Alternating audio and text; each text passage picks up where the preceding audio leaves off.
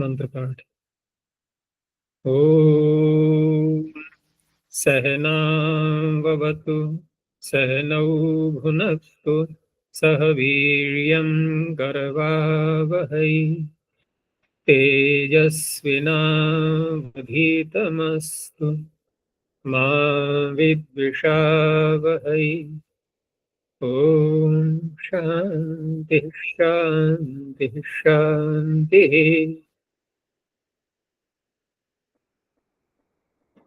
काशिका की 51वीं कक्षा,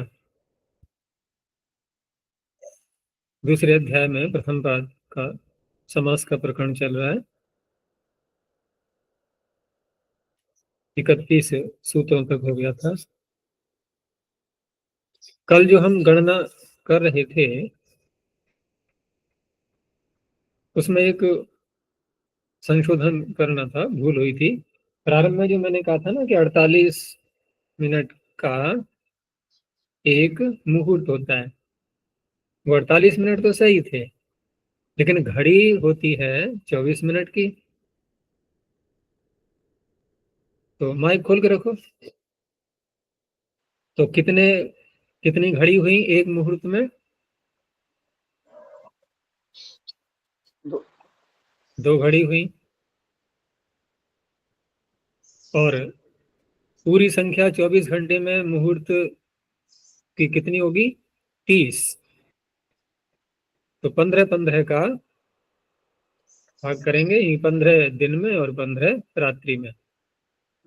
तो जब 15 दिन में और 15 रात्रि में होंगे तो स्पष्ट है कि 12-12 घंटे का दिन और रात होगा। हाँ बोलो ना, समझ में आ रहा है कि नहीं आ रहा है? हाँ। तो 15 को गुणा करो 48 मिनट से, देखो 12 घंटा आ रहा है कि नहीं? एक मुहूर्त 48 मिनट का।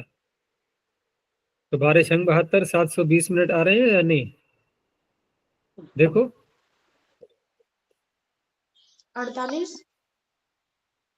48 मिनट का एक मुहूर्त, तो 15 गुणा 48 कितना आया? 720। तो ये हो गया 12 घंटे हो गए ना। 12 छंग 72, 720। अब यहाँ पर जब परिवर्तन होगा, अंतिम सीमा जो आएगी, कितना बड़ा दिन और कितनी बड़ी रात्रि, तो कितने मुहूर्त तक हो जाएंगे? दिन में करें या रात्रि में करें? अंतिम सीमा कितनी आएगी हमारे अपने क्षेत्र के अंतर्गत? 3 मुहूर्त की बात हो रही थी ना, यानी कि 6 मुहूर्त चराचर है, जो चंचल चलायमान है वो 6 मुहूर्त हैं। 6 तो मिनट। तीन तीन इधर से लेंगे, 3 उधर से लेंगे। तो इसका अर्थ हुआ कि यदि दिन बड़ा होगा तो रात्रि में से 3 घटेंगे, तो 12 मुहूर्त की रह गई। अगर रात्रि बड़ी होगी तो इधर से घटेंगे दिन में से, ये भी ये 12 मुहूर्त का रह गया दिन। यानी कि अंतिम छोटेपन की सीमा 12-12 मुहूर्त की। ठीक है ना? तो 12-12 जब मुहूर्त बोलेंगे हम, तो ये 3 इधर के चल रहे हैं, 3 इधर के चल रहे हैं, 6 हो गए नहीं हो गए चराचर? ये 6 6 हो हो गए। गया। अब रही बात कि 3 मुहूर्त में कितना समय होगा, तो 48 गुणा 3, तो ये बैठेगा 2 घंटा 24 मिनट, है ना? 48 गुणा 3 कितना हुआ? 144। तो 120 के 2 घंटे तो अलग कर दो, 2 घंटा 24 मिनट। अब 2 घंटा 24 मिनट जोड़ो 12 घंटे में, यानी कितना बड़ा होगा दिन या रात? तो 14 घंटा 24 मिनट। बस ये है अंतिम सीमा, इस तरह से है। तो चराचर तो वही 6 हुए ना, 6। 3 धर के 3 धर के। और अन्य जो 12-12 हैं वो चराचर नहीं है, क्योंकि 12 तो होने ही है रात्रि में भी, 12 दिन में होने ही है, वो लगातार बने रहेंगे। वृद्धि और ह्रास जो होगा वो 3-3 का होगा, 3 धर का 3 धर का, तो 6 हो गए। हो गया स्पष्ट? ये है। जी। और कोई प्रश्न? गुरुजी, अनु जिसका समीपवाची जो सूत्र है, हैं? अनुरियत समया में, अनुरियत समया, इसमें अनु जिसका समीपवाची उस लक्षणवाची के साथ अनु का समास करेंगे तो अनुरीति किम में वनम समया, इसमें अनु न होकर समया ये समीपवाची है तो इसलिए नहीं करेंगे, किंतु लक्षणवाची कैसे है कोई? नहीं, अनुइति किम में पहले समझो, यहाँ क्या समझ लिया? अनुइति किम, पहले सूत्र संख्या बोला करो। 15। देखो, यत समया का अर्थ क्या है? तो यत समया का अर्थ है जिसका, यत माने यस्य, जिसका समीपवाची। जी, समया का अर्थ हो गया समीपवाची, अपने आप लेंगे क्योंकि उसे अर्थ निकलेगा ही नहीं। और तो अनु शब्द जिसका समीपवाची है, ठीक है ना, जिसके सामीप्य को नहीं, जिसके समीप किसी अन्य वस्तु को बता रहा है, तो वो लक्षण भी बना। लक्षण क्यों बना? कि कोई अन्य वस्तु किसी के समीप है और हम उच्चारण किसका कर रहे हैं? समीप जिसके है उसको लक्षण के रूप में लेते हुए, और जो समीप है वो बनेगा अभिधेय, जो समीप है वो बनेगा अभिधेय, और जिसके समीप है ये बनेगा लक्षण, ठीक है ना। लेकिन वो लक्षण अर्थात जो समीपता बता रहा है वो कौन है? वो है अनुशब्द। तो अनुशब्द लक्षण भी हो गया, ठीक है ना, और समीपवाची भी हो गया। ये दोनों बातें घट गई अनु में, और उन दोनों बातों को घटा करके उदाहरण क्या बना? अनुवनम। अब तीन चीजें देखनी यहाँ पर, फिर बोल रहा हूं मैं एक बार। एक तो अनुशब्द लेना है जो कि लक्षणवाची भी है और समीपवाची भी है। अगली बात, किसके समीप बता रहा है? ये वन के। और कौन है समीप? अशनि। अच्छा, अब वन के समीप बता रहा है तो यहाँ पर अनुवनम ये प्रयोग हो गया, ठीक है ना। अनुवनम ये यहाँ जो प्रयोग हुआ है, और अशनि को बताना ये अभिधेय हो गया। मुख्य उद्देश्य क्या है? अशनि को बताना कि बिजली कहाँ पर थी, तो कि वन के पीछे। तो वन इसमें संकेतक बन रहा है अशनि को बताने में। अच्छा, अब यहाँ पर जब अनुरीति किम कहा गया, तो अनुरीति किम कहा गया तो हमें केवल अनु शब्द को हटाना है, बाकी लक्षणवाची शब्द भी लेना है और समीप अर्थ भी लेना है। ये दोनों बातें लेनी है कि नहीं? केवल अनु के स्थान पर एक अन्य शब्द रखना है। तो वो शब्द यहाँ देखो, वनम समया, वन के समीप। तो वन के समीप किसको बताया जा रहा है? कौन किसको बता रहे हैं? बोलो। किसी को नहीं, बस एक सामान्य सी बात हो गई कि वन के समीप, ठीक है ना। इस वाक्य में अभिधेय तो नहीं है ना कि किसको बताया जा रहा है, कौन है समीप। अच्छा, जब अभिधेय नहीं है, ये कौन है समीप ये नहीं बताया जा रहा है, तो उस अवस्था में वन शब्द केवल सामीप्य अर्थ को ही तो कहेगा। लेकिन जिसने ये बोला वनम समया, उसने किसी का तो उत्तर दिया था, किसी ने प्रश्न तो किया ही होगा, निरर्थक वाक्य तो होते नहीं। किसी ने प्रश्न किया होगा किसी वस्तु का पूछने के लिए कि ये किसके समीप है। उत्तर देने वाले ने कहा वन के समीप। लेकिन यहाँ अनु का प्रयोग है क्या? अनु का तो प्रयोग नहीं है।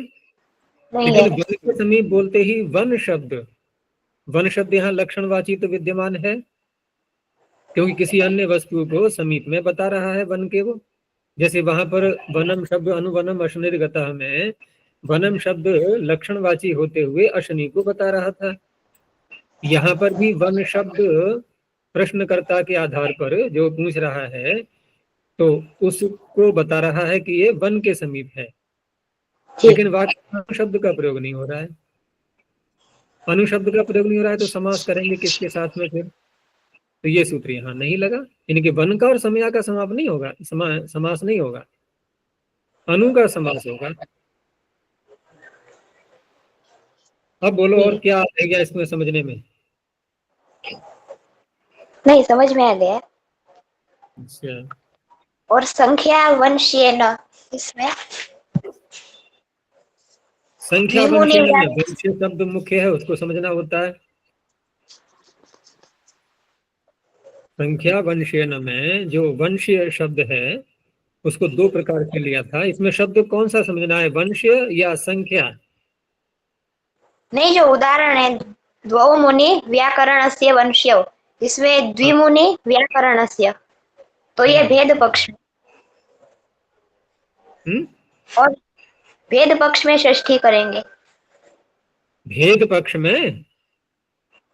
जी। हाँ, भेद भेद में ही षष्ठी होती है।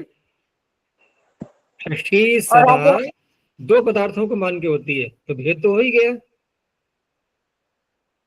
ठीक है ना, व्याकरण को अलग माना, व्याकरण को अलग माना, मुनि को अलग माना, ये हो गया भेद। और भेद मान करके विग्रह में षष्ठी आ रही है कि द्वौ मुनि व्याकरणस्य, ये भेद हो गया। और आगे कहा कि यदा तु विद्यया तद्वताम अभेद विवक्षा तदा समानाधिकरण्यम भवति, तो हाँ, द्विमुनि अब क्योंकि व्याकरण। व्यवहार दो प्रकार से होता है, व्यवहार दो प्रकार से होता है, भेद विवक्षा भी रहती है वक्ता की, और कभी कभी अभेद विवक्षा भी होती है। तो जिस पक्ष में भेद विवक्षा होगी उस पक्ष में वाक्य बनेगा द्विमुनि व्याकरणस्य। ठीक है ना, व्याकरण पृथक है और दो मुनि पृथक है, ये भेद हो गया। ये ठीक है कि वो व्याकरण के ही मुनि है, वो व्याकरण के ही विद्वान है, तो ये तो हो गया भेद। अब वक्ता को भेद विवक्षा नहीं करनी है, वो अभेद विवक्षा में वाक्य बोल रहा है, तो उस अवस्था में व्याकरण और मुनि ये समानाधिकरण मान लिया गया। वही व्याकरण है, वही मुनि है। जहां एक रम जाती है ना कोई वस्तु पूरी पूरी, जैसे कोई कहे कि मेरे रक्त में खून में व्याकरण रमा हुआ है, घुसा हुआ है, रग रग में बसा हुआ है। अब ये कहाँ जा रहे हैं हम, अभेद विवक्षा की ओर, हम भेद से हट रहे हैं अलग। तो उस अवस्था में यहाँ मुनि और व्याकरण को समानाधिकरण के रूप में लिया। समानाधिकरण के रूप में लिया तो समास तो हो ही जाएगा, क्योंकि वंशीय अर्थ तो निकल ही रहा है। लेकिन यहाँ दोनों में अब समान विभक्ति समान वचन होगा, बस इतना तात्पर्य है। विग्रह ऐसे ही करेंगे, द्विमुनि व्याकरण का एक, द्वौ मुनि व्याकरण से वंश्यौ।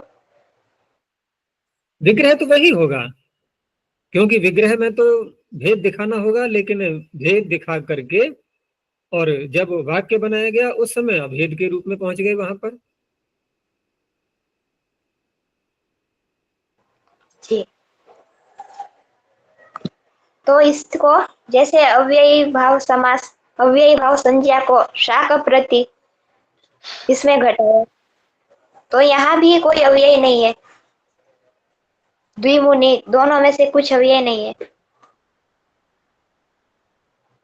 तो यहाँ भी कह सकते हैं कि अव्ययी भाव जो अव्यय नहीं है उसको अव्यय बनाया।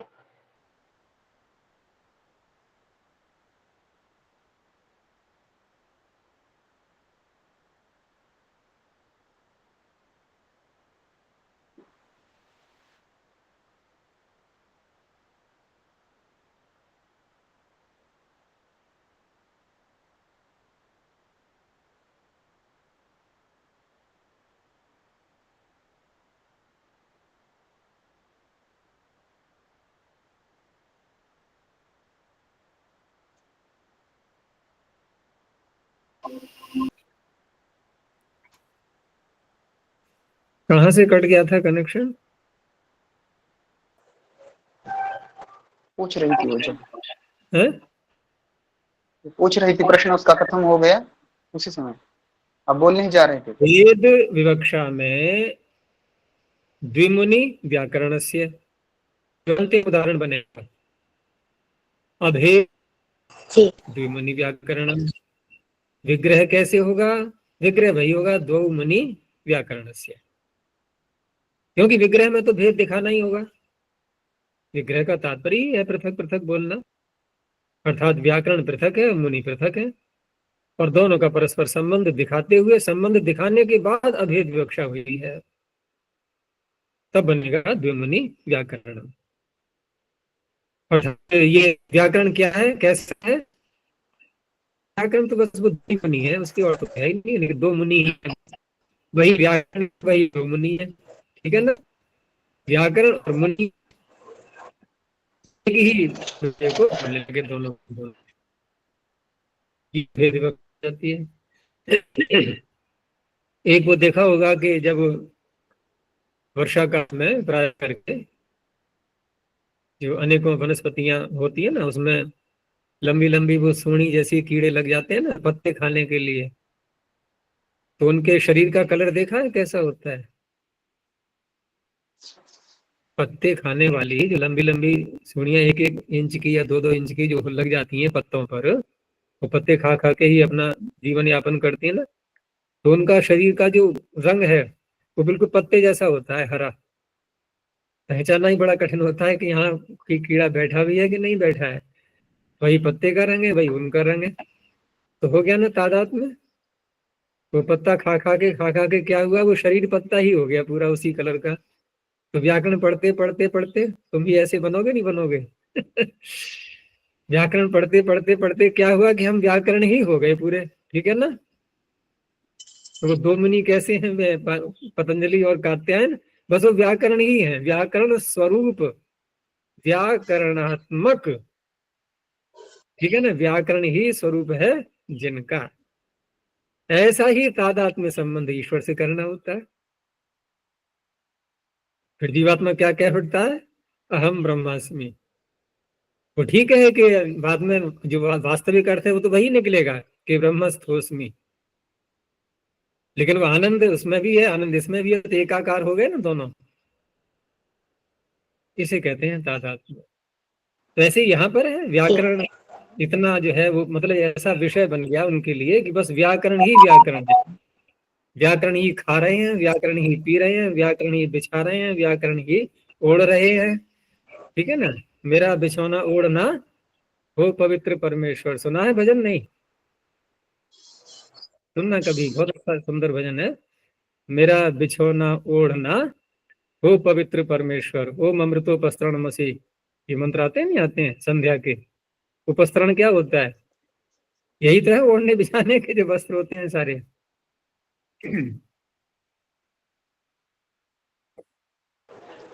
तो यहाँ भी अव्ययी भाव समास ही कर रहे हैं और कोई अव्ययी पद नहीं है दोनों में से, द्विमुनि।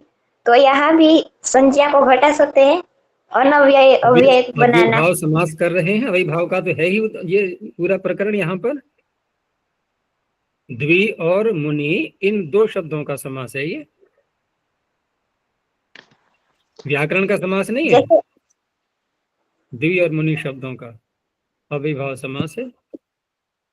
शाक प्रति और सुप प्रति में अव्ययी भाव इस अनुवद संज्ञा को घटाए, इस प्रकार यहाँ भी कर सकते हैं। हैं? शाक तो प्रति इसी सुप्रति प्रकार यहाँ पे अनव्यय को अव्यय बनाया, हाँ तो यहाँ भी तो अव्यय बन सकता है। यहाँ भी अव्ययी भाव अश्च लगाएंगे, लगाएंगे। तो ये भी अनव्यय है और इनको अव्यय बनाया जाता है। हाँ अव्यय बनाया गया, अव्यय भावश्य लगा करके अव्यय संज्ञा कर दी गई उनकी, और जो अव्यय भाव शब्द है उस वो भी सार्थक हो गया। अव्ययी भाव जो संज्ञा है इसका जो यौगिक अर्थ निकल रहा है, इसकी भी चरितार्थता हो गई उसमें। क्यों? क्योंकि शाक और सूप ये अव्यय नहीं थे। अब कोई कहेगा उपगु में गोह समीपम, वहां गो शब्द भी तो अव्यय नहीं था। बताओ तेजस्विनी, इसका उत्तर दो। मैंने कहा कि यहाँ शाक और सूप ये अव्यय नहीं थे, और हमने अभिभाव चरितार्थ किया कि देखो यहाँ अनव्यय को अव्यय बना दिया गया, संज्ञा चरितार्थ हो गई, अनवर्थ हो गई। अब यही प्रश्न उसमें उठा रहे हैं कि गोह समीपम उपगु, यहाँ गो शब्द क्या अव्यय था? नहीं था ना। उप तो अव्यय है, गो तो अव्यय नहीं था, तो गो अनव्यय को अव्यय बनाया जा रहा है या नहीं? तो वहां भी तो संज्ञा चरितार्थ हो रही है, तो वहां क्यों नहीं बताया गया था? वहां क्यों नहीं घटाया उसको? कौन देगा इसका उत्तर सब में से? अच्छा जी, समास करते बोलो। समास समस्त पद तो शाक प्रति वहां ऐसा हुआ है, यहाँ समस्त पद उपगु ये है तो उपाव्यय ही है। प्रश्न को फिर समझो अभी। शाक प्रति मैं बहुत सरल कर रहा हूँ, शाक प्रति सूप प्रति, इसमें प्रति तो है अव्यय, और शाक और सूप अव्यय नहीं है। हमने क्या कहा कि देखो अभिभाव समास बहुत लंबी संज्ञा है ये, और इसको हमें अनवर्थ भी करना है। यहाँ इसकी अनवर्थता घट रही है कि क्या घट रही है कि ये जो शाक और सूप शब्द जो कि अनव्यय हैं, इनको अव्यय बनाया जा रहा है यहाँ इस उदाहरण में। ठीक है ना, यहाँ हमने घटा लिया। तो सामने वाला प्रश्न था कि ये बात तो वहां भी लग रही है, गोह समीपम, वहां गो अव्यय नहीं है, और समास करके हम उसको अव्यय बना रहे हैं कि नहीं? गुरुजी वहाँ ये पूर्व पदार्थ प्रधान अव्ययी भाव और पूर्व पद तो अव्यय है ही। तो ये जो है इसको यहाँ पर उत्तर ऐसे देना होगा कि अव्ययी भाव होता है पूर्व पदार्थ प्रधान। तो अगर उत्तर पद अव्यय है हमें कोई आपत्ति नहीं है, क्योंकि उसकी प्रधानता ही नहीं है। उत्तर पद जैसे कि शाक प्रति सुप प्रति, यहाँ उत्तर पद अव्यय है, हमें कोई आपत्ति नहीं है, होने दो। लेकिन जहां पर पूर्व पद अव्यय नहीं है वहां एक नया कार्य हुआ, क्योंकि उसकी प्रधानता भी तो रखनी है शाक और सूप की। प्रधानता रखते हुए ये अनव्यय से अव्यय बनाया गया, और उपगु में वो तो अप्रधान है गो शब्द। अब हो तो कुछ नहीं लेना, अव्यय न हो तब भी कोई क्यों? प्रधानता तो उप की है वहां पर उपगु में, और जिसकी प्रधानता है वो पहले से ही अव्यय है। वहां आप अव्यय क्या बना रहे हो? समझ में आया? जी पूर्व गुरुजी। पद को प्रधान मान रहे हैं, तो जहां पूर्व पद पहले से अव्यय है वहां संज्ञा चरितार्थ नहीं होगी। जहां पूर्व पद पहले से अव्यय नहीं है वहां संज्ञा चरितार्थ होगी। हो गया स्पष्ट? जी गुरुजी स्पष्ट है। और चले आगे। तो आगे है कर्तरीकरणे कृता बहुलम।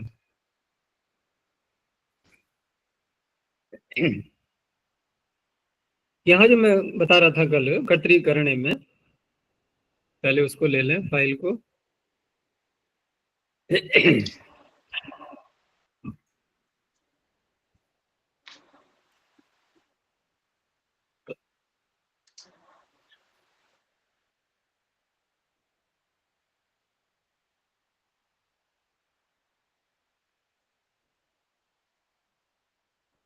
कर्तरीकरणे कृता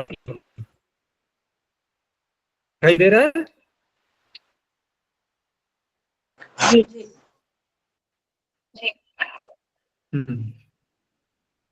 तो यहाँ पर तृतीया इति वर्तते, ये पीछे से अनुवृत्ति ले ली गई है, लेकिन इन्होंने जो अर्थ किया है ना कर्तरी करणे च या तृतीया,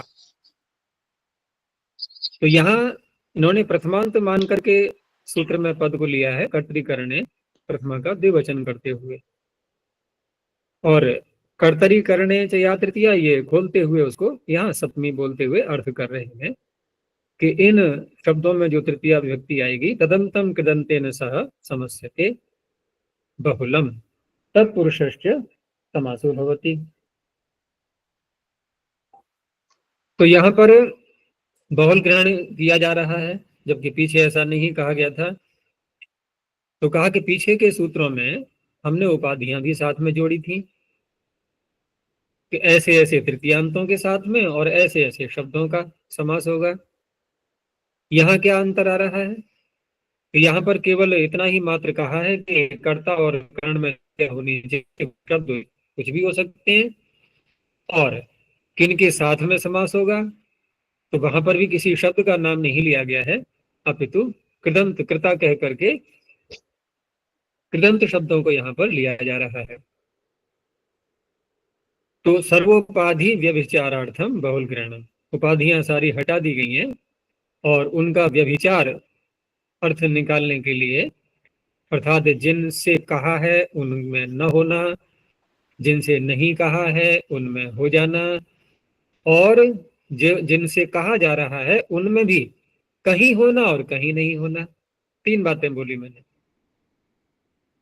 यहाँ कहा जा रहा है कर्ता में और करण में जो तृतीया है उसका समास, तो हो सकता है किसी में तृतीया हो, उसका भी जाएगा। आगे कहा जा रहा है कृदंत के साथ में समास, हो सकता है किसी और प्रत्ययांत के साथ में भी समास हो जाए, और फिर दोनों को मिला करके कि कर्ता में और करण में तृतीया और कृदंत के साथ समास, हो सकता है दोनों ही बात पलट है, और करण नहीं है नहीं, तो कुछ और एक चौथी स्थिति के साथ समास, लेकिन हो सकता है यहाँ भी हो, कर्ता में तृतीया नहीं। ये सारी बातें बहुत से निकलाती है। या सर्वोपाधि व्यभिचारार्थम बहुल ग्रहणम। अब देखो आगे कर्तरी, पहले कर्ता का उदाहरण दिया कि अहिना हतः अहिहतः, तो हत हन धातु से, हन धातु से कर्म में जो निष्ठा आया है तो कर्ता में तृतीया हो गई।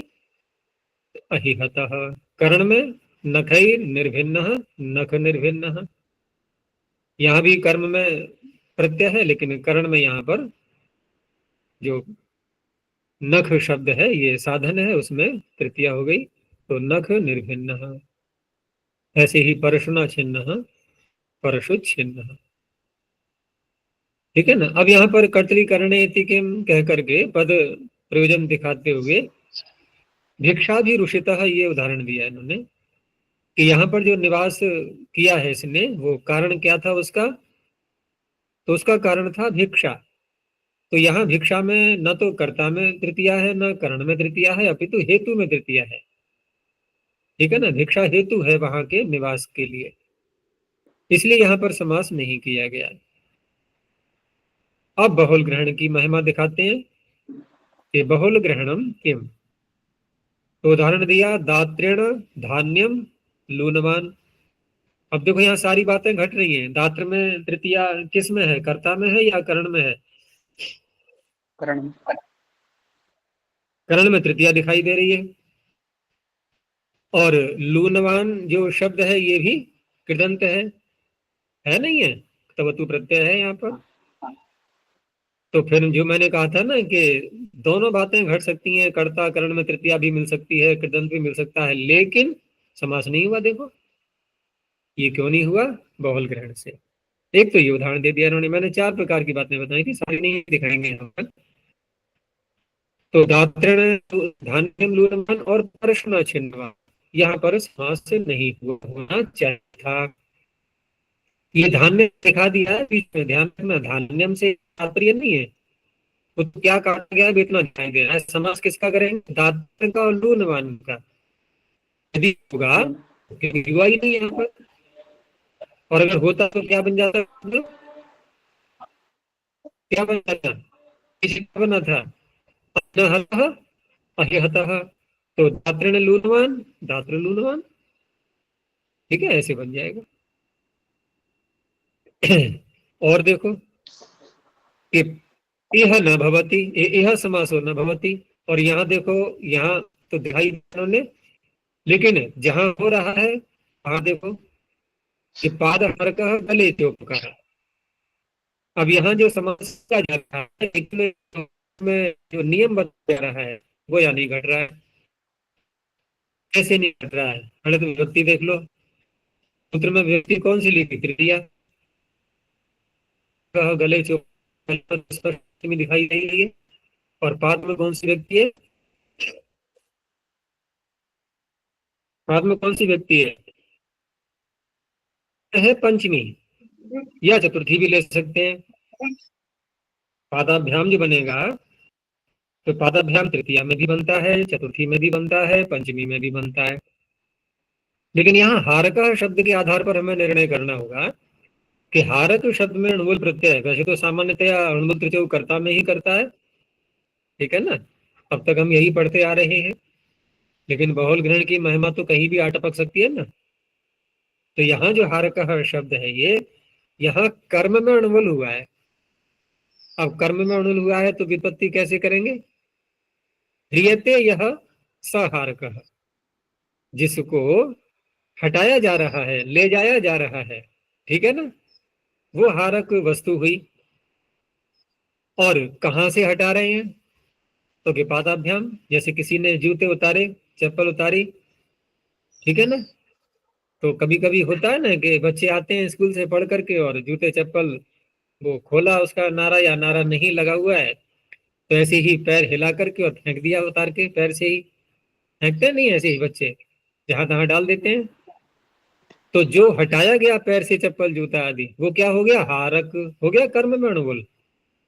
और कहां से हटाया? पादाभ्याम, पैरों से। अब वो जो जूता चप्पल है उसका उसको क्या बोलेंगे? अब पाद हारक। अब पाद हारक का अर्थ ये नहीं है कि पैरों से हटाने वाला, क्या अर्थ होगा? पैरों से हटाया जाने वाला। तो यहाँ तृतीया न हो करके पंचमी का समास हो गया।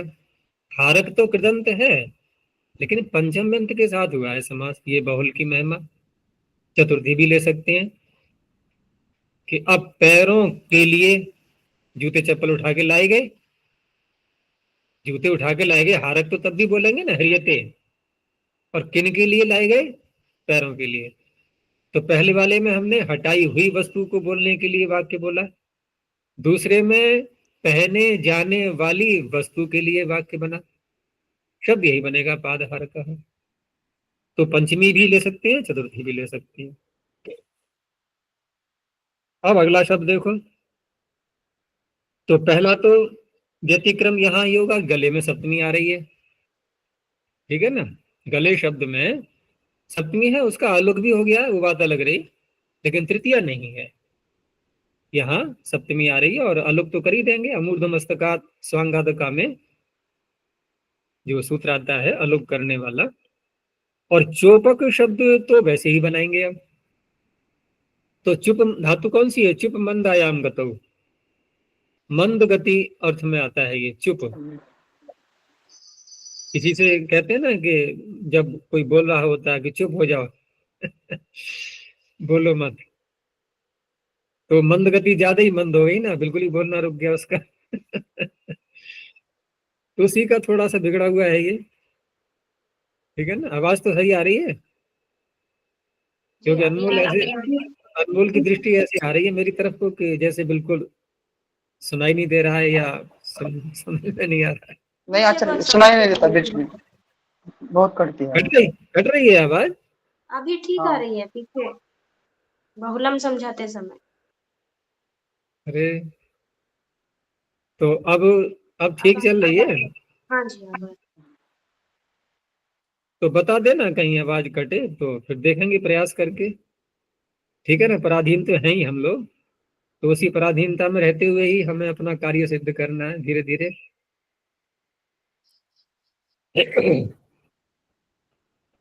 तो चुप धातु से जब चोपक बनाएंगे तो बनाएंगे तो कर्म में ही, तो अर्थ क्या बनेगा उसका?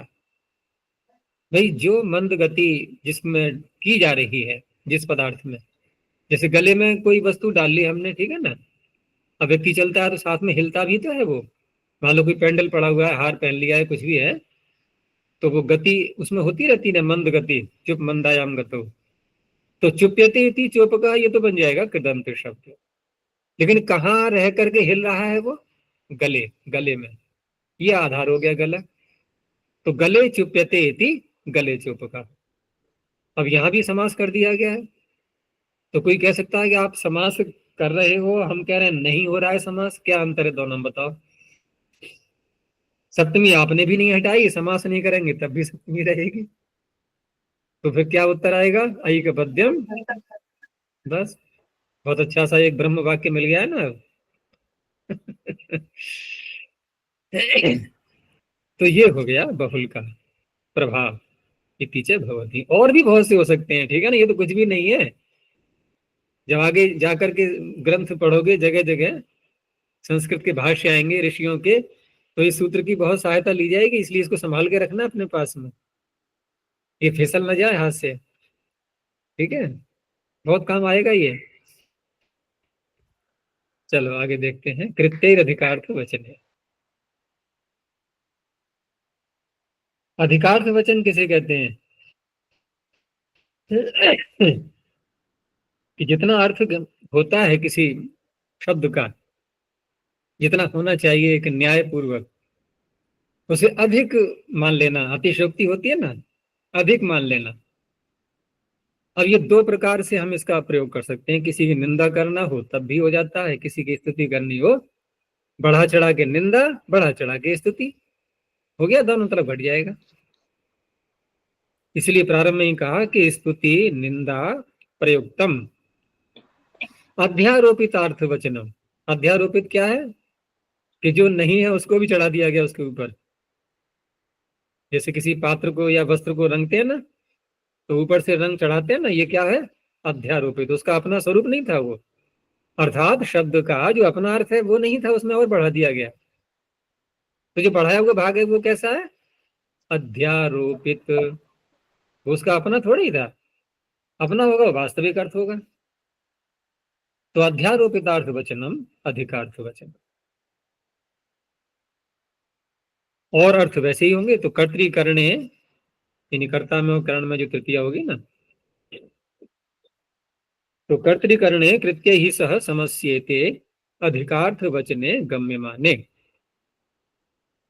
विभाषा तत्पुरुषस्य समासो भवति। विकल्प करके हो रहा है। अब यहाँ कृत्य प्रत्यांतों का प्रयोग करना है। पीछे क्या था? कृता, वहां तो और व्यापक शब्द आ गए थे। लेकिन यहाँ भी कृत्य कहने पर भी, वैसे कृत्य 6 प्रत्यय होते हैं, लेकिन देखो एक वार्तिक भी साथ में जो आ रहा है ना, इसको भी साथ में ध्यान में रखो पहले से ही, कि कृत्य कहने पर भी हमें 2 ही प्रत्यय लेने हैं। कौन कौन से? यत और ण्यत। तो उदाहरण भी वैसे ही मिलेंगे। अब तो पहले कर्ता में तृतीया का दिया कि काक पेया नदी। अब मुझे ये बताओ, घटाते हुए स्तुति में भी घटा के दिखाओ इसको और निंदा में भी। पहले स्तुति में घटाओ, कैसे घटेगा? अच्छा, नदी की स्तुति कब होती है? पानी कम होता है तो, या अधिक होगा तो? अधिक होगा तो। अधिक होता है। तो अधिक होगा तो बाढ़ भी तो आ जाती है। फिर वो जो है लोग कोसते हैं ना, वर्तमान में यही तो हो रहा है। लेकिन यहाँ उस रूप में नहीं लेना है। यहाँ कौओं को जल पीना, और कौए का एक स्वभाव होता है कि उड़ते हुए मान लो नदी के बीच में जाकर के वो पानी पी पाएगा? उड़ता उड़ता नहीं पी पाएगा ना, बैठ करके ही पिएगा। अब जल में बैठ तो सकता नहीं, वो डूब जाएगा। तो कब पी सकता है पानी नदी का वो? जमीन पर। जब नदी अधिक भर जाए और किनारों पर भी पानी आने लगे। अब कौओं को आराम हो गया। तो नदी इतनी अच्छी भर चुकी है कि काकई ही पेया, कौओं के द्वारा भी पीने योग्य हो गई। ये क्या हो गई? स्तुति, ठीक है ना, ये स्तुति हो गई। तो यहाँ अधिकार्थ वचन क्या हुआ? अधिकार्थ वचन यही हुआ कि जल जितना प्रायः रहता है नदियों में, उसे अधिक भरा हुआ है। लेकिन अधिक भी इतना अधिक नहीं है कि बाढ़ के रूप में आने लगे, अधिक तो है यहाँ पर। तो ये स्तुति तो हो रही है, लेकिन यहाँ पर अध्यारोपितार्थ क्या घटाएंगे हम? भाई अधिक जल है तो अधिक बोल दिया, इसमें अध्यारोपित कहाँ है? ये लग रहा है अध्यारोपित है। लेकिन अध्यारोपित यह है कि नदी तो एक जड़ पदार्थ है, उसकी क्या स्तुति और क्या निंदा? वो क्या समझ रही है अपनी निंदा स्तुति को? कुछ भी नहीं, एक चेतन जैसा व्यवहार हो रहा है। तो इस तरह से अध्यारोपितार्थ माना जाएगा यहाँ पर। अब इसको निंदा में कैसे लेंगे जरा बताना। इतना कम है कि कौवे ही पी सकते हैं बस। हाँ, इतना कम है कि जरा सा पानी रह गया और कौवे बैठ भी जाए तो डूबेंगे नहीं उसमें, और वहीं बैठ करके ही अंदर पानी पी रहे हैं आप। ये निंदा हो गई, ठीक है ना। तो यहाँ भी हम ये कहें कि भाई जितना जल है उतना ही तो बता रहे हैं हम, कम है तो कम बता रहे हैं, इसमें अध्यारोपित कहाँ है? तो वही निंदा के रूप में अध्यारोपण, जो कि नदी नहीं समझ रही है निंदा स्तुति को। मतलब आचार्य जी कभी इतना कम वाली इतनी कम वाली नदी तो नहीं हो सकती। हो जाता है, ग्रीष्म ऋतु में हो जाता है, सारी नदी में नहीं, नदी के कुछ भागों में प्रवाह रहा ही नहीं, ऐसा हो जाता है, सूख जाती है नदियां। देखा नहीं है ग्रीष्म ऋतु में कैसी कैसी स्थितियां हो जाती हैं, मट्टी जो भूमि होती है ना नीचे की, सब उसमें दरारें फैल जाती हैं, देखा होगा, क्योंकि चिकनी मिट्टी हो जाती है ना प्राय करके, तालाबों में देखा होगा। तो ऐसी नदी जो है वो सूखने लगती है। अब यही बात अगले उदाहरण में भी घट जाएगी पूरी पूरी। स्वले यह कूपः, यानी पानी इतना भर गया है कि ऊपर को बहने लगा और कुत्तों ने पानी पी लिया वहां से। कुत्ते भी पानी में घुस करके पानी नहीं पी पाएंगे। और इतना कम हो गया कि अंदर घुस करके भी पानी पी लिया कुत्तों ने आराम से, डूबे नहीं वो। दोनों बातें, ये तो हो गया कर्ता में तृतीया। स्वलेय में कैसे विग्रह करेंगे? सुना। बहुवचन में बोल दो, क्या सारी थी? हाँ, स्वभी लेह्य, स्वलेय। करण में ले लो।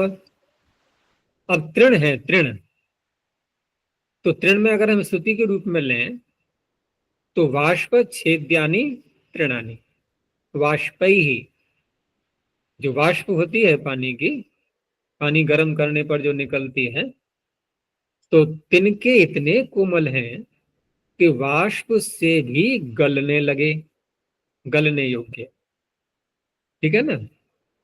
तिनके इतने कोमल हैं कि वाष्प से भी गलने लगे। अब यहाँ दोनों बातें हैं कि तिनके को हम अगर उसमें हम कठोर होते हैं तो अच्छा मानते हैं, तो इतने इतने जो है कमजोर हैं कि वाष्प भी गला दे, ये निंदा के रूप में हो जाएगा। और तिनकों को यदि हम अच्छा माने कोमलता के रूप में, ठीक है ना, कोमलता के रूप में, उस अवस्था में प्रशंसा हो जाएगी, बहुत ही कोमल। अब इतने कोमल तो नहीं हो पाएंगे कि वाष्प ही उनको उड़ा दे गला करके। ये हो गई अतिशयोक्ति, ये हो गया अध्यारोपिता। ऐसे ही कंटक के साथ में हो जाएगा कि कंटक संचेय ओदन।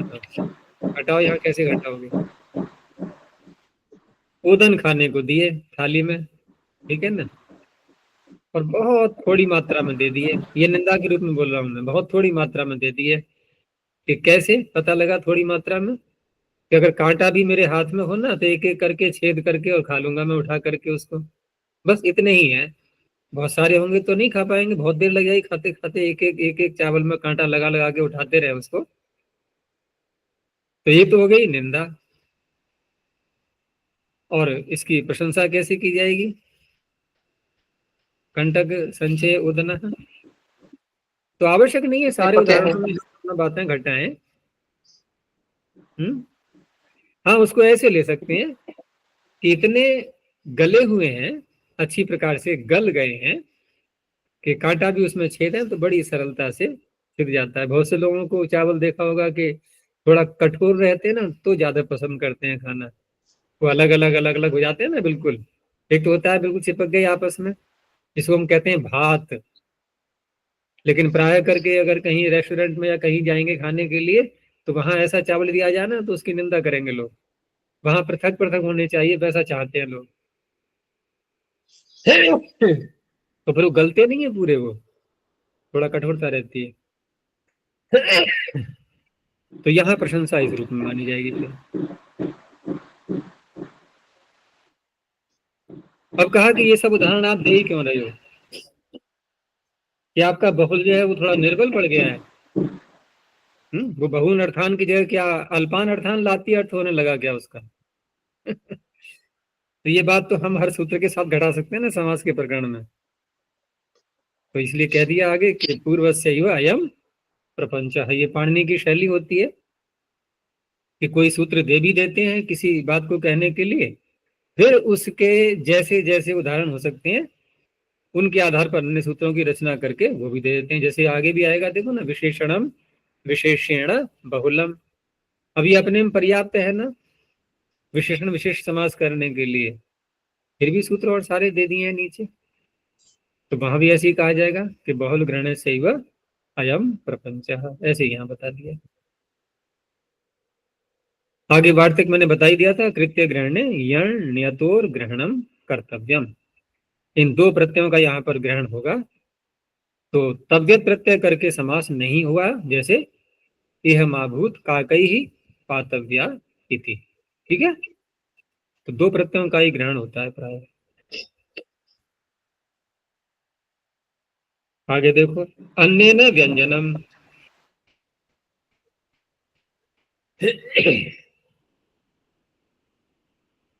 अब यहाँ जो अन्येन शब्द है, तो अन्न तो हो गया खाद्य पदार्थ, और व्यंजन किसे कहेंगे? तो व्यंजन का तात्पर्य है कि उस पदार्थ को स्वादिष्ट बनाने के लिए, पौष्टिक बनाने के लिए अन्य पदार्थ भी साथ में उसमें मिलाते हैं, वो कहलाएगा व्यंजन। जिससे हम संस्कार करते हैं किसी खाद्य पदार्थ का, तो उसमें प्रथमा है। ठीक है, उपसर्जन बनेगा वो। तो तृतीया इति वर्तते व्यंजनवाची तृतीयांतम अन्नवाचिना सुबंतेन सह समस्यते विभाषा तत्पुरुषस्य समासो भवति। अब यहाँ पर जिसका संस्कार होगा वो अन्न हो गया, संस्कार्यम अन्नम, और व्यंजन क्या हो गया? संस्कारक, संस्कारकम व्यंजनम। अब ओदन को लिया, ओदन क्या है? संस्कार्य अन्न, और व्यंजनवाची कौन है? दधी। तो दही मिला करके चावल खाते हैं लोग, तो दधना उपसिक्त ओदनः। उपसिक्त तो उसका अर्थ खोलने के लिए दिया है, ठीक है ना। समास होगा दधना और ओदनः का, तो दध्योदनः बन गया। ऐसे ही क्षीरोदनः, चावल में दूध भी डाल के लेते हैं। अब यहाँ एक प्रश्न उठा कि आपने समास किया है दधी का और ओदन का, ये तो आपने उपसिक्त अलग से जोड़ा है इसमें। तो हम अगर उपसिक्त को हटा दें तो शब्द रह गए दधी और ओदन। अब इन दधी ओदन में ये जो दोनों शब्द हैं, इनका संबंध कैसे जोड़ा जाएगा? नियम ये होता है कि जब भी दो कारक लिए जाते हैं, जैसे यहां पर हम प्रथमांत ले रहे हैं और उधर ले रहे हैं तृतीयांत, तो दो कारकों का संबंध जोड़ने में क्रिया की आवश्यकता पड़ती है। नहीं तो उन दोनों कारकों का परस्पर संबंध नहीं होगा। एक क्रिया के साथ में एक का तो हो सकता है, क्योंकि जितने भी कारक होते हैं वो क्रियाओं के ही तो होते हैं। कारक कहते किसको हैं? जो क्रिया की सिद्धि में सहायक हो। तो दधी क्रिया की सिद्धि में सहायक हुआ, दधी का क्रिया से संबंध हो गया। ओदन क्रिया की सिद्धि में सहायक है, तो ओदन का संबंध क्रिया से हो जाएगा। लेकिन दधी का और ओदन का कैसे होगा परस्पर? इनका संबंध कैसे जोड़ा जाएगा? तो अब उसका उत्तर दे रहे हैं कि वृत्त, और हाँ, अगर हम संबंध नहीं जोड़ेंगे इनका, तो फिर ये आपस में समर्थ नहीं हुए, और समर्थ नहीं हुए तो असमर्थ की तो पद विधि होती नहीं है।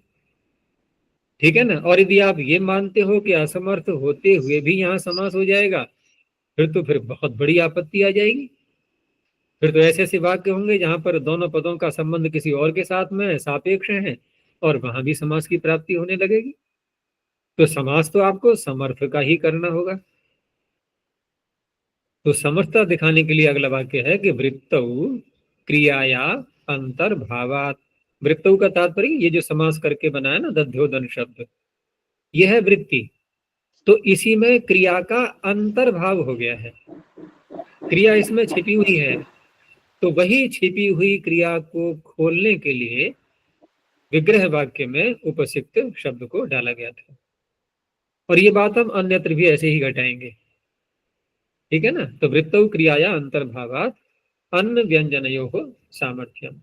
सामर्थ्य से परे नहीं हट रहे हैं, सामर्थ्य तो लेना है हमें, लेकिन सामर्थ्य लेने के लिए क्रिया चाहिए, तो वो क्रिया इसमें अंतर्निहित है, समास के अंतर्गत ही। आगे देखो, भक्ष्येण मिश्रीकरणम। अब ये सूत्र पिछले और ये अन्य व्यंजनम, देखो दोनों एक जैसे ही लग रहे हैं ना, कोई ज्यादा अंतर नहीं है। तो अर्थ वैसी शैली से करेंगे कि मिश्रीकरणवाची, वहां क्या था? व्यंजनवाची। अब व्यंजन में और मिश्रीकरण में क्या अंतर है, पहले ये विचार करो।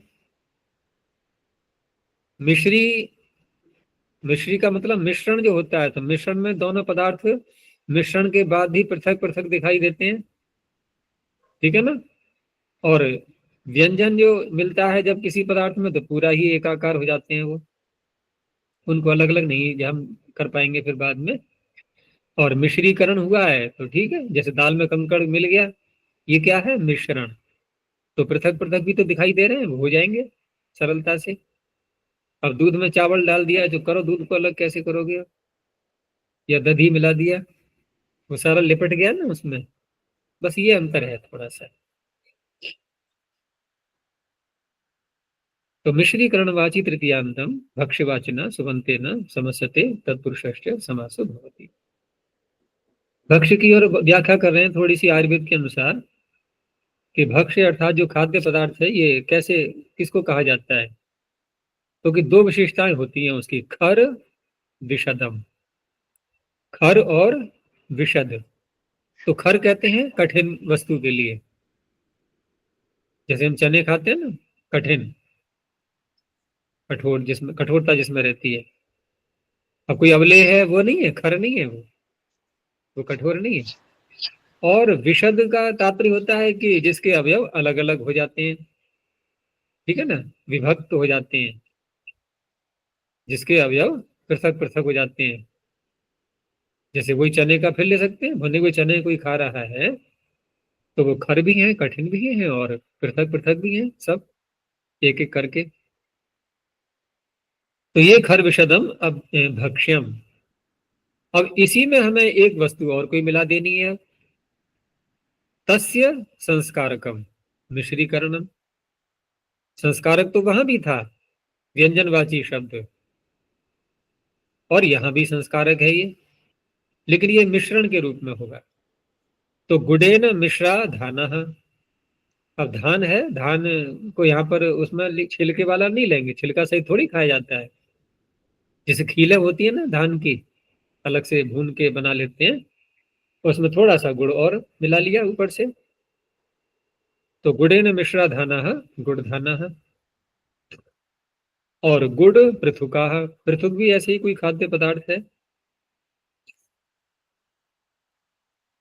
यहां भी वही प्रश्न है कि आपने संबंध कैसे जोड़ा। तो देखो विग्रह वाक्य में दिखा रहे हैं संबंध, नहीं मिश्र शब्द बोल करके संबंध दिखाया, गुडेन मिश्रा धाना। तो यहां भी वही है कि वृत्तौ क्रियाया अंतर्भावात, मिश्रण क्रिया गुड़धान जो समास करके शब्द बनाया, जो वृत्ति बनी, उसी के अंतर्गत मिश्रण क्रिया भी उसमें सम्मिलित है। तो वृत्तो क्रियाया अंतर्भावा पूर्वोत्तर पदयोः सामर्थ्यम। आगे ये तृतीया का यहाँ प्रकरण पूरा हुआ। कहां से प्रारंभ हुआ था ये? पहला सूत्र क्या था तृतीया का? हाँ, तृतीया तत्कृतार्थ गुणवचनेन। अब यहां से चतुर्थी का प्रकरण प्रारंभ हो रहा है। तो चतुर्थी तदर्थार्थ बलि हित सुख प्रक्षितैः शुभ सुपा इति वर्तते तस्य विशेषणम एतत् चतुर्थी। और जो भी शब्द यहाँ विशेषण के रूप में आएगा उसी में फिर तदंत विधि हो जाती है। तो चतुर्थ्यंत, ठीक है ना, चतुर्थी बन जाएगा उसका विशेषण।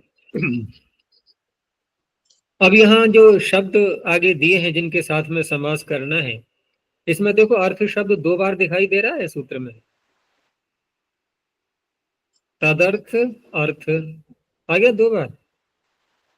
तो यहाँ जो समझा रहे हैं वो तदर्थ वाले में जो अर्थ आ रहा है और उसमें जो तद शब्द है, इनको खोल रहे हैं पहले कि ये क्या है। तो तदर्थ में जो तद शब्द है पहले उसके विषय में बताया कि तद इति सर्वनामना, सर्वनाम शब्द तो है ये। चतुर्थ्यंतस्य अर्थः परामर्श्यते, तो तत्व का अर्थ लेंगे हम फिर चतुर्थ्यंत मानते हुए, चतुर्थ्यंत का समास कर रहे हैं ना, तो चतुर्थ्यंत का समास कर रहे हैं, तो ये जो तत् शब्द जिसको बोल रहा है उसको चतुर्थ्यंत कह के और फिर उसका अर्थ यहाँ पर लिया जा रहा है। जैसे उदाहरण में ज्यादा समझ में आएगा, उदाहरण जो पहला वाला आएगा इसका कि यूपा या दारू, यूप दारू, अब यहाँ घटाओ इसको कि तत् क्या है, ये सर्वनाम शब्द किसको कह रहा है, जिसमें हमें चतुर्थी लानी है। किसमें ला गई चतुर्थी, यूप में। ठीक है ना, यहां तक आ गए हम। अब यूप शब्द को कह रहा है तत् शब्द, चतुर्थंत बना ही लिया हमने, यूपाय। अब यूपाय अर्थ, सूत्र में क्या है, तदर्थ, तत् से ले लिया यूपाय। फिर सूत्र में है आगे अर्थ शब्द, तो अर्थ से तात्पर्य यहां होगा प्रयोजन, या ये प्रयोजन भी नहीं कहेंगे बल्कि उसी के लिए जैसे हिंदी में बोलते हैं ना के लिए, तो उसी के लिए नहीं, यू पाए आगे जो शब्द आ रहा है दारू, जो लकड़ी वो से किसके लिए लाई गई है, खरीद के लाए लकड़ी, क्यों लाए, कि यूप बनाना है इससे, तो यूप बनाना है, तो यूप आय दारू, ये दारू यूप के लिए है। अब यहां पर ये शब्द घट जाएगा तदर्थ, तस्मै इदम तदर्थम। यद्यपि अर्थ शब्द का भी समास हो रहा है इसमें, अर्थ शब्द का भी चतुर्थंत के साथ में समास पृथक से भी होगा। तो क्या हम ये मान सकते हैं कि यहाँ दूसरा जो अर्थ शब्द है उसका उदाहरण स्वयं सूत्र के अंदर है, बोलो कह सकते हैं कि नहीं? अच्छा, पहले अर्थ का उदाहरण पकड़ो, क्या है, केवल अर्थ शब्द का उदाहरण कौन सा है, देखो, ब्राह्मणार्थम पयः, आगे आएगा ना, तो ब्राह्मणार्थम का विग्रह करना जरा, करो। ब्राह्मणाय इदम, तस्येदम अर्थम होता है ये, ब्राह्मणाय इदम, तो ब्राह्मणार्थम पयः, ये पयस किसके लिए है, ब्राह्मण के लिए, ये दारू किसके लिए है, यूप के लिए। ठीक है ना, लेकिन वहां यहां थोड़ा सा अंतर दिखाई देगा, मैं जो कह रहा हूं वो बात अलग है। अर्थ शब्द के साथ में हमने जो ब्राह्मण का समास किया और शब्द बना ब्राह्मणार्थम, ऐसे ही यहां पर हमने तद शब्द का अर्थ शब्द के साथ में समास किया। वहां विग्रह कैसे किया था, ब्राह्मणाय इदम ब्राह्मणार्थम, यहां भी ऐसे विग्रह करेंगे, तस्मै इदम तदर्थम। तो तदर्थ और ब्राह्मणार्थ ये दोनों एक जैसे हो गए। तो जैसे अर्थ का उदाहरण ब्राह्मणार्थ है, ऐसे ही अर्थ का उदाहरण तदर्थ है। तो सूत्र में ही सूत्र का उदाहरण एक तो मिल ही गया है ना, इस तरह से बोला था मैं। अब रही बात कि जब यहां भी हम तस्मै इदम तदर्थम बोल रहे हैं और वहां ब्राह्मणा इदम ब्राह्मणार्थम बोल रहे हैं, तो फिर अंतर क्या रह गया इसमें, केवल अर्थ शब्द कह करके क्या समास नहीं हो सकता था यहाँ? तो यहाँ कार्य कारण का भी संबंध अंदर समाहित है। वहां दूध से ब्राह्मण नहीं बनेगा, यहाँ दारू से यूप बनेगा, ये अंतर आ रहा है। क्योंकि यहाँ क्या है, ये वस्तु उसी के लिए है, यानी कि दारू से यहाँ और कुछ भी नहीं करना है, हमें क्या करना है, यूप बनाना है। वहां ऐसे नहीं कहेंगे कि दूध से क्या करना है आपको, कि ब्राह्मण बनाना है। ये अंतर आएगा बस।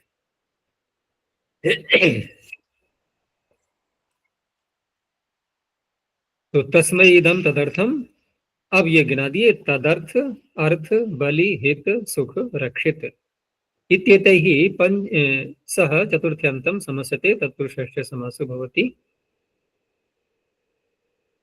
और तदर्थेन को जो मैं भी कह रहा था, कार्य कारण भाव संबंध, ठीक है ना, वही बात यहाँ बोल रहे हैं कि तदर्थेन प्रकृति विकार भावे समासो अयम इष्यते। नहीं तो संदेह हो जाता है ना कि आपने ये अलग से बोला क्यों, ये अर्थ शब्द आ तो रहा है, उसी से बन जाता। लेकिन अर्थ के साथ हम बोलेंगे तो हम यूप दारू बोलेंगे, यूपार्थम बोलेंगे, फिर तो यूपार्थम बोला जाएगा ना, और दारू अलग से बोलना पड़ेगा, जैसे वहां पयस को अलग से बोला है। तो यहाँ कार्य कारण संबंध दिखाना है परस्पर। तदर्थेन प्रकृति विकार भावे समासोयम इष्यते, यूपाय दारू यूप दारू, कुंडलाय हिरण्यम कुंडल हिरण्यम, यहाँ भी कार्य कारण भाव है। और जहाँ कार्य कारण भाव नहीं है वहां नहीं होता, जैसे एह न भवति रंधनाय स्थाली, अब इस थाली में हमें वो करना है, रंधन क्या होता है?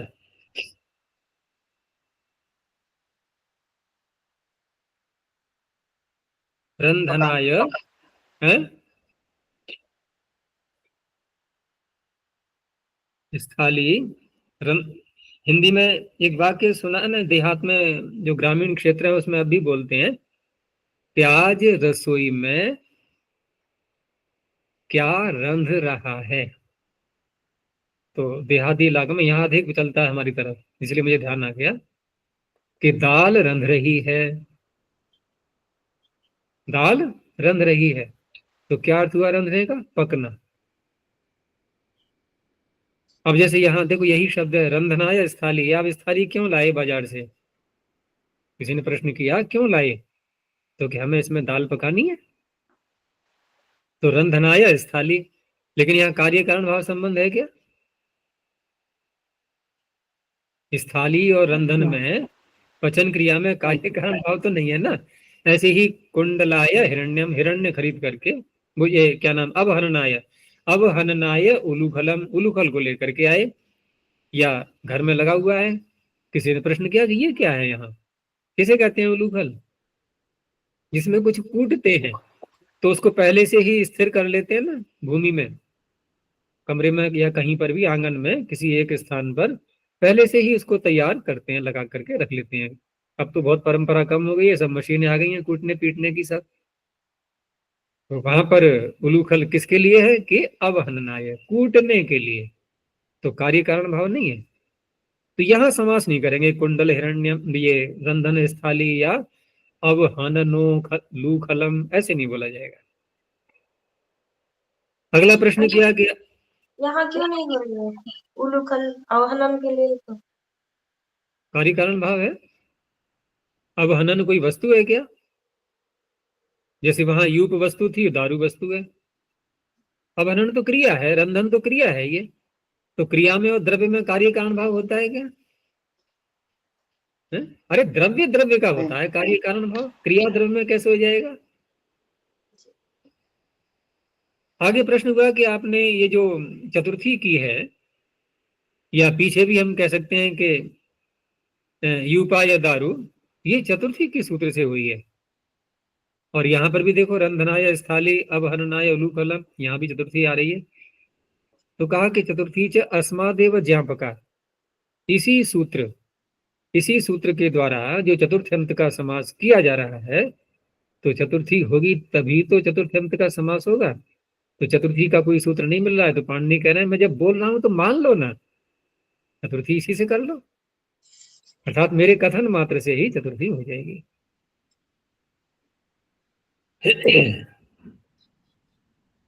आगे जो अर्थ शब्द सूत्र में दिया है तदर्थ के आगे, उस अर्थ के लिए एक वार्तिक भी साथ में जुड़ता है ये कि अर्थेन नित्य समास वचनम सर्वलिंगता च वक्तव्या।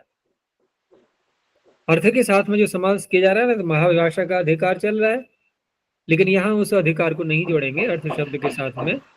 यहाँ नित्य ही समास होता है ये, ठीक है ना। और सर्वलिंगता च वक्तव्य, किसी लिंग में आ सकता है ये, जैसे ब्राह्मणार्थम, ब्राह्मणार्थ, ब्राह्मणार्था, कहीं भी घटा लेंगे इसको।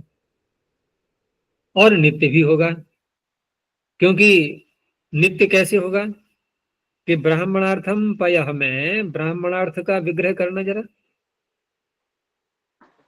विग्रह का तात्पर्य है कि उन्हीं दो शब्दों को लाना है, कुछ बदल के विग्रह करोगे हम नहीं करेंगे स्वीकार उसको।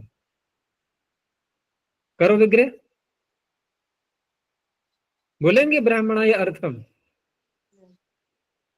ब्राह्मणाय अर्थम बोलेंगे तो क्या अर्थ निकलेगा इसका कि चलो हम किसी वाक्य का अर्थ कर रहे हैं, ये अर्थ आपको किसको समझाना है कि ब्राह्मण के लिए समझाना है ये, तो पयः अर्थ निकल आएगा। पयः को मानते हुए, पयः जो वस्तु है द्रव्य उसको लेते हुए क्या ऐसे विग्रह होगा कि ब्राह्मणाय अर्थम, हाँ ब्राह्मणाय पयः तो कह सकते हैं। तो पयः की जगह हमने इदम शब्द बोल दिया, एक समान रूप, एक सर्वनाम शब्द जो कि कोई पदार्थ उसमें हो सकता है, तो इनमें विग्रह नहीं होता है अर्थ के साथ, अर्थ शब्द को बोलते हुए।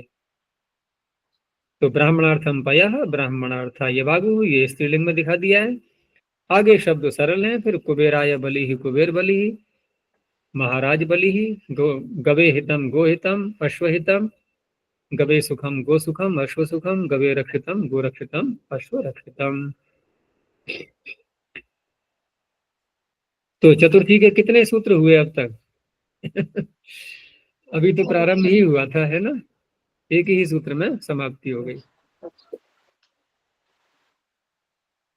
आगे पंचमी भय न।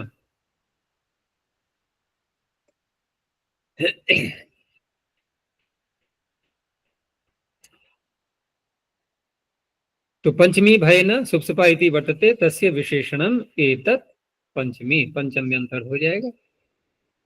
पंचम व्यंतम सुबंतम भय शब्देन सुबंतेन सह समस्यते विभाषा तत्पुरुषस्य समासो भवति।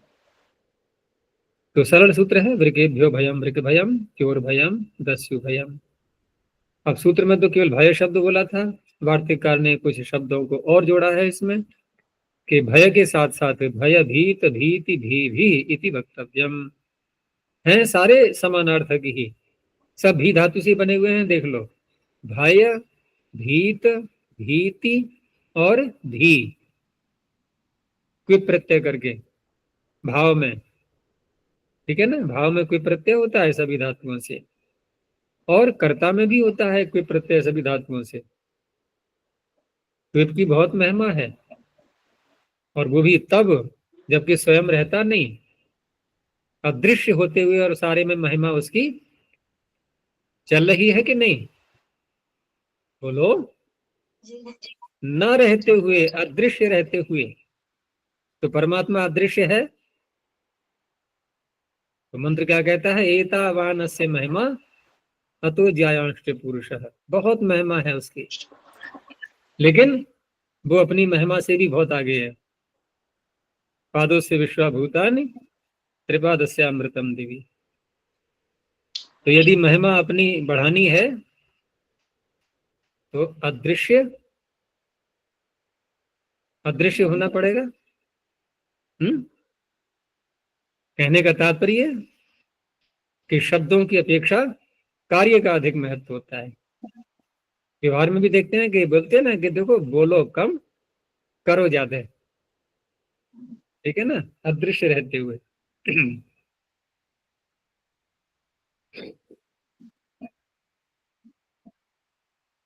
तो पंचम व्यंतम सुबंतम भय शब्द, हाँ ये तो हो गया।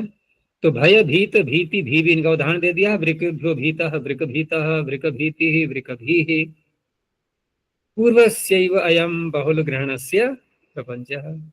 ठीक है ना, प्रपंच तो सब उसी का चल ही रहा है। तथा च, अब क्योंकि बहुल ग्रहण का प्रपंच चल रहा है तो थोड़ा सा और प्रपंच कर लेते हैं। और प्रपंचों में कुछ और उदाहरण भी दे दिए इन्होंने, जो कि शब्द ना तो वार्तिककार ने गिनाए ना सूत्रकार ने गिनाए, लेकिन बहुल तो आ ही रहा है ना सर्वत्र। तो यहाँ पर ग्रामात निर्गतः ये बना दिया, ग्राम निर्गतः। अब निर्गत के साथ में कहा है क्या पंचम्यंत का समास? नहीं कहा है। ऐसे ही अधर्मात जुगुप्सुहु, अधर्म से घृणा करने वाला, तो अधर्म जुगुप्सुहु इत्येवं आदि सिद्धम भवति, ये भी बहुल ग्रहण की महिमा से सिद्ध हो जाते हैं। आगे यही पंचमी का सूत्र है। अपेतापोढ़ मुक्त पतिताप त्रस्तैरल्पशः। अपेत अपोढ़ मुक्त पतित अपत्रस्त इत्येतैः सह पंचम्यंतम समस्यते तत्पुरुषस्य समासो भवति। अपेत यानी कि हटा हुआ, यानी सुखापेतः सुखादपेतः सुखापेतः। ऐसे ही अपोढ़ कल्पनापोढ़ कल्पनाया पंचमी मानते हुए, और मुक्त चक्र मुक्तः, पतित स्वर्ग पतितः, अपत्रस्त का तरंगापत्रस्त फेंका हुआ। तो सूत्र में अल्पशः शब्द दिया है, तो अल्पशः से क्या अर्थ लेंगे हम? जिन शब्दों के साथ में समास कर रहे हैं उनके साथ में अल्पशः को बोलेंगे, या कि पंचम्यंत के साथ में अल्पशः को बोलेंगे? तो स्वयं बताया इन्होंने कि अल्पशः इति समासस्य अल्प विषयताम आचष्टे। तो एक प्रश्न यहाँ उठेगा मन में अब कि आपने तृतीयांत का इन इन शब्दों के साथ में जिनकी गिनती कराई जा रही है, इनके साथ में आप समास कर रहे हैं, ठीक है ना। तो यदि आपको अल्प करना है तो आप इनमें से जिन शब्दों के साथ में नहीं करना उनको हटा दो, आप पहले से ही बोल दो जितने के साथ करना है। अब बोल करके फिर आप अल्प बोल रहे हो, तो बात नहीं जमेगी आपकी। अगर आपको जितना बोलना है पहले ही निश्चय कर लो कि कितनों के साथ समास करना है, तो ये प्रश्न उठेगा नहीं उठेगा। इस प्रश्न का समाधान कब हो सकता है कि जिन शब्दों का नाम लेकर के समास किया जा रहा है, शब्द तो वही रहेंगे लेकिन उनमें कहीं होना कहीं न होना, ये अल्प का तात्पर्य होगा फिर, ठीक है ना। तो वही दिखाएंगे आगे कि अल्प शह इति समासस्य अल्प विषयताम आचष्टे। समास की अल्प विषयता बताई जा रही है, यानी कि अल्पा पंचमी समस्यते न सर्वा, सारी पंचमियों का इन शब्दों के साथ में समास नहीं होगा।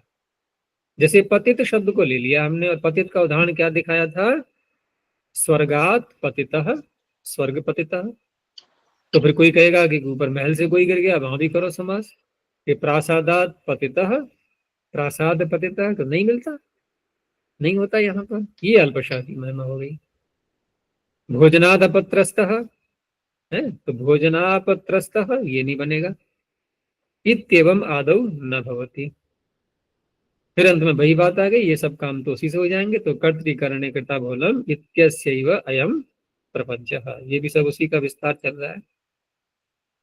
अब विस्तार सूत्र तो दिया था तृतीय वाले प्रकरण में, ये विस्तार होते होते चतुर्थी पंचमी सभी में घुसा जा रहा है, ये तो रह ही क्या जाएगा फिर।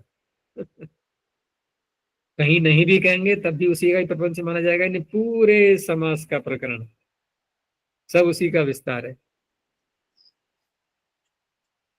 आगे स्तोकांतिक दूरार्थ कृच्छ्राणि तेना,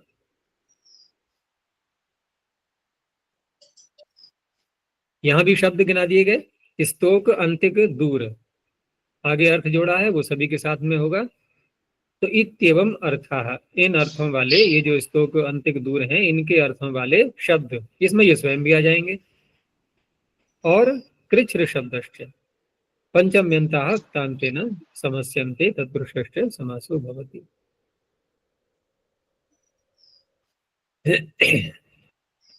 तो स्तोक का दिया, स्तोकान मुक्त है, नहीं थोड़े से प्रयास, स्तोक माने थोड़ा। अंतिकादागतः समीप अर्थ हो गया, अभ्यासादागतः उसी के पर्यायवाची है, दूरादागतः, विप्रकृष्टादागतः ये भी दूर का पर्यायवाची हो गया, और कृच्छ्रान मुक्तः कठिनाई से, इसका पर्यायवाची नहीं लेंगे। तो कृच्छ्रान मुक्तः, कृच्छ्रालब्धः। अब यहाँ समास कर रहे हैं और समास करके व्यक्ति कहीं हटाई नहीं गई, ये कैसा समास। तो सूत्र वहां आलोक प्रकरण में दिया हुआ है और इसी सूत्र के शब्दों को लिया है वहां, पंचम्याः स्तोकादिभ्यः कहा है ना, स्तोकादिभ्यः, और यहाँ सूत्र का प्रारंभ स्तोक से ही हो रहा है, तो यही शब्द वहां गृहीत किए गए हैं।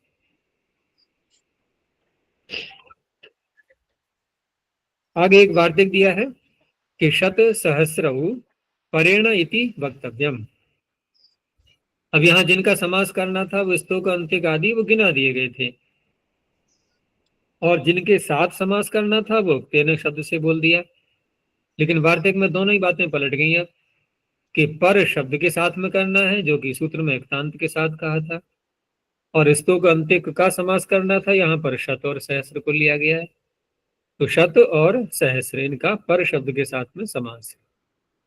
तो शतात परे, 100 से परे, यानी कि 100 से अधिक, यहाँ पर अधिक अर्थ का वाचक है। तो समास होकर के बनना चाहिए था पर शताः, लेकिन हो क्या रहा है परशताः। तो यहाँ सुडागम भी किया गया है, ये तो सूत्र तो कोई है नहीं। दूसरा यह है कि शत शतात और पर का जब समास करेंगे तो पूर्व निपात शत का होना चाहिए, यानी कि शत परः ऐसे बने, लेकिन पर शब्द पहले आ गया है। तो इस तरह से यहाँ पर पूर्व निपात भी बदल गया और सुडागम भी किया गया है, तो उसके लिए राय दंतादिषु परम, ये सूत्र पीछे आ चुका है। और उसी में मानते हुए इसको सुडागम भी वहीं पढ़ करके निपातन से ही माना जाएगा। ऐसे ही सहस्रार्थ परे परस सहस्रा, यहाँ भी सुडागम हो रहा है और पर निपात भी हो रहा है सहस्र शब्द का। तो राय दंतादित्वात् पर निपातः निपातना सुडागम, दोनों बातें। तो ये हो गया पंचमी का प्रकरण पूरा। आगे है सप्तमी शौंडेयी।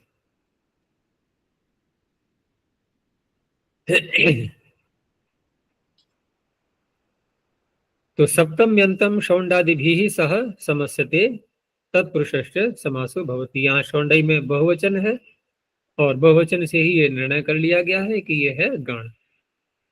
तो अक्षेषु शौंडः, अक्ष शौंडः, अक्ष धूर्तः, अक्ष कितवः, और ये सारे ही शब्द ऐसे ही हैं निंदावाची।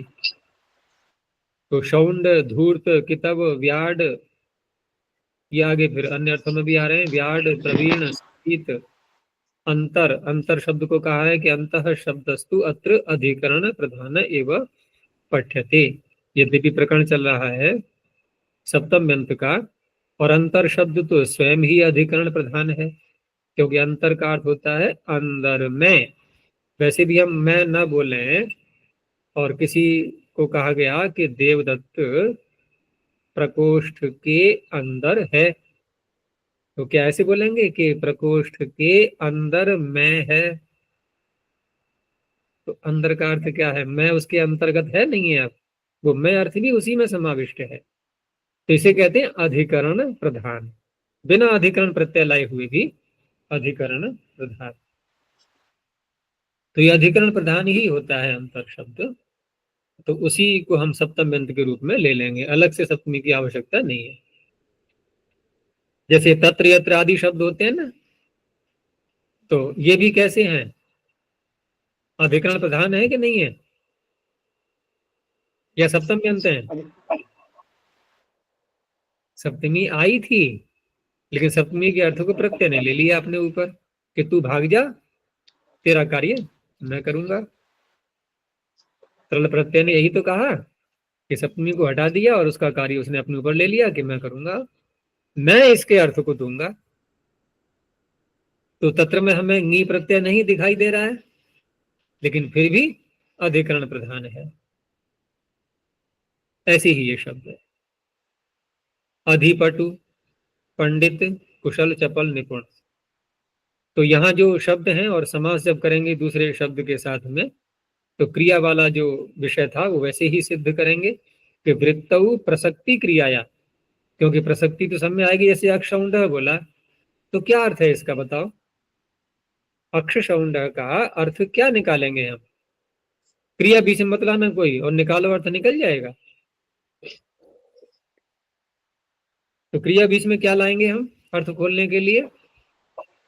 उसमें लगा हुआ प्रसक्त, अर्थात जुआ खेलने में जो लगा रहता है, और होता ही है। कुछ व्यसन ऐसे होते हैं ना, अगर लग जाए तो फिर वो हर समय वही रहते हैं, अन्य कोई कार्य उसको भाता ही नहीं। फिर जुआ खेलने वाला, शराब पीने, ये सब ये क्या है? ऐसे दुर्व्यसन लग जाते हैं जीवन में, और ये फिर बहुत मुश्किल है इनका हटना। तो ये क्या कहते हैं? इसको प्रसक्ति, अधिक लगाव हो जाना।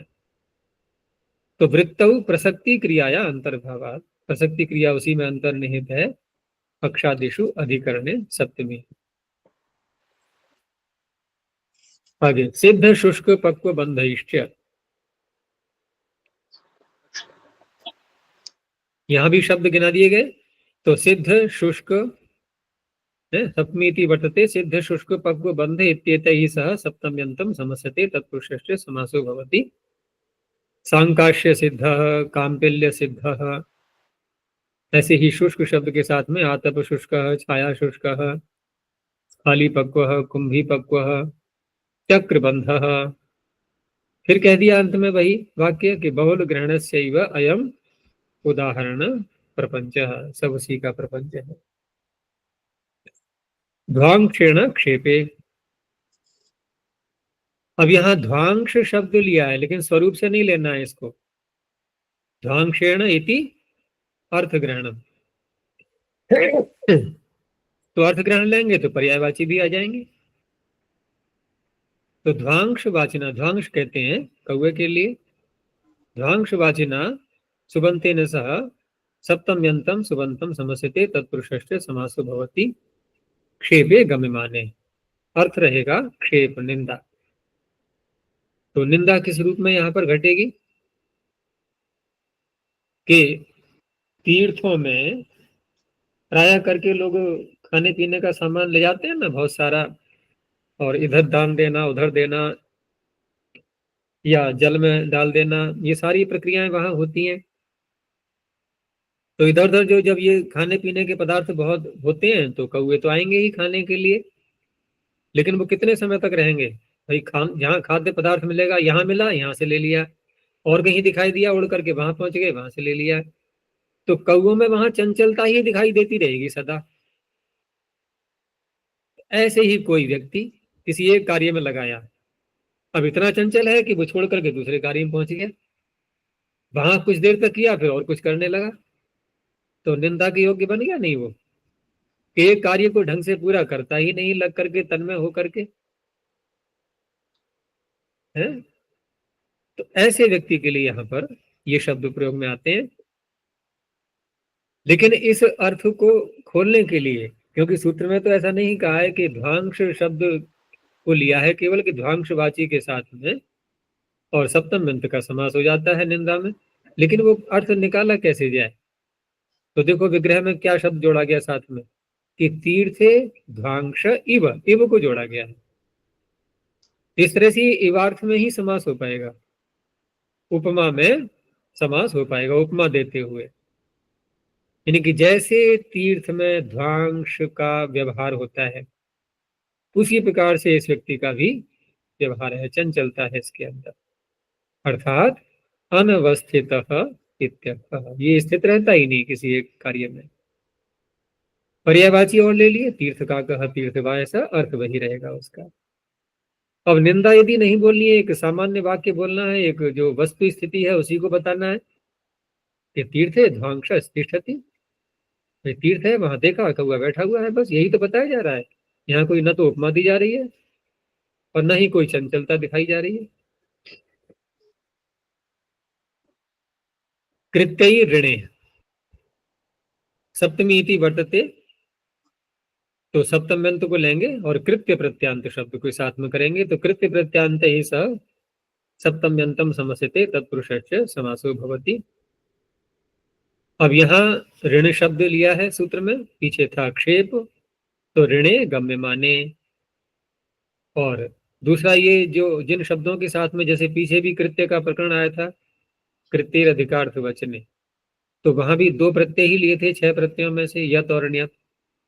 यहाँ तो केवल एक ही लिया गया है कृत्य कहने पर भी, तो यत प्रत्यांते नैव इष्यते, ये इष्टि साथ में दे दी कि यत प्रत्यांत के साथ में ही समास होगा, तो देय शब्द बना लिया यत प्रत्यांत।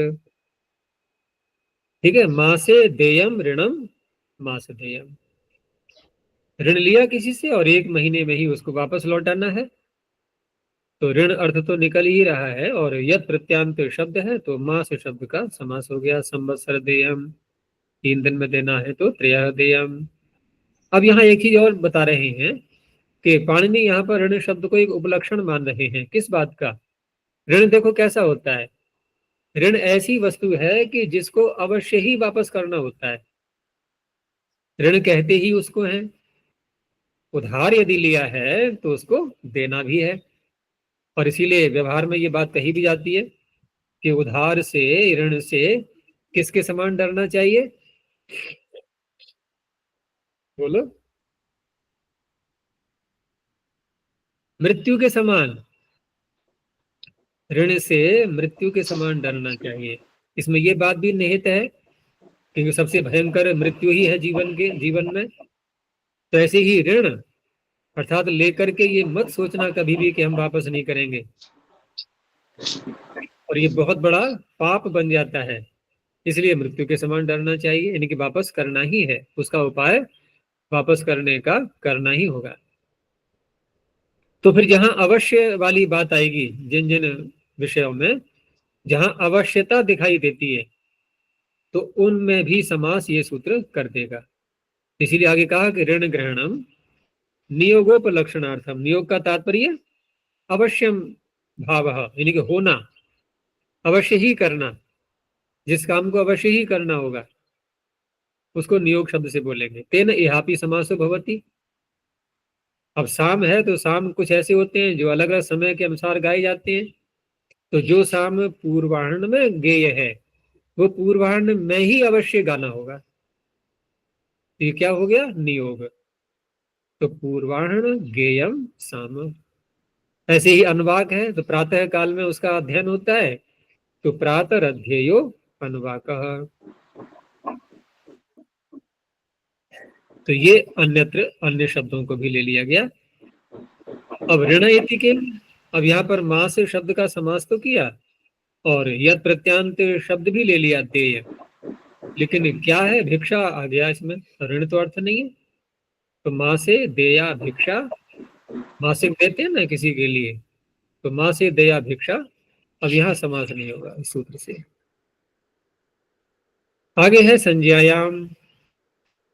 अब संज्ञा में तो एक चीज और भी चलती है कि जब संज्ञा ही है तो वहां पर आप विग्रह कैसे करोगे? तो वहां नहीं होता, विग्रह नहीं करेंगे। तो संज्ञायाम विषये सप्तम्यंतम सुपासः समसते तत्पुरुषश्च समासो भवति। संज्ञा को खोला इन्होंने कि समुदायोपाधि। समुदाय का तात्पर्य समास करके जो शब्द बनेगा, समास करके जो शब्द बनेगा तभी तो संज्ञा होती है। तो समुदायोपाधि, समुदाय ही जिसकी उपाधि है, तो विग्रह वहां कैसे हो जाएगा? तेन नित्य समास एवं अयम, इसलिए वो नित्य समास कहलाएगा। नहीं वाक्य न संज्ञा गम्य थे। तो अरण्य तिल का, अब जंगली तिल है, बस ऐसे ही कहा जाएगा। और दूसरा यहाँ सप्तमी का अलोक भी हो गया है। अरण्य माशाह वने किंशुकाः वने बिल्वकाः कूपे पिशाचकाः हड़दंता सप्तम्याः संज्ञायाम इति अलोक। इससे अलोक हो गया।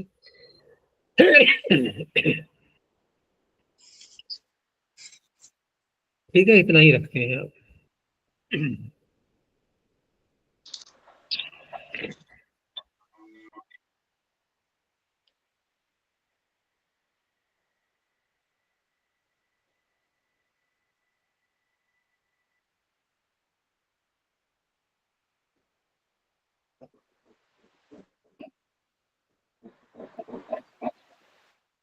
प्रणव ध्वनि।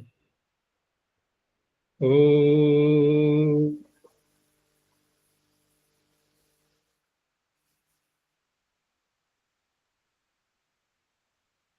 ओ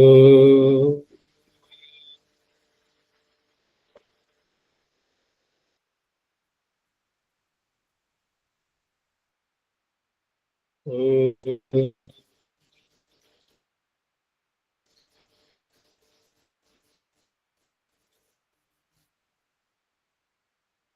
शांति शांति शांति।